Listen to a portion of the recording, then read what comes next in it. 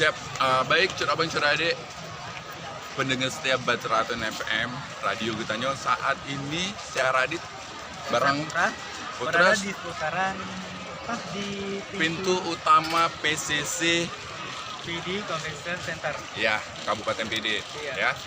Dan buat Cur Abang Cur Adik nih yang mau langsung ke lokasi PCC, Iya.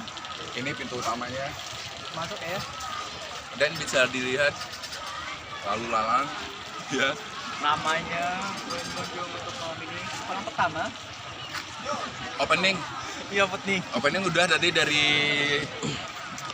tari-tari musuh tadi juga udah, dan tadi juga ada dari beberapa anak-anak SMA yang udah membawakan karya-karyanya. Dan sebentar lagi Cur Abang Cur Adik kita akan terus memantau suasana opening untuk acara MTQ ke-34 seprovinsi Aceh. Oke?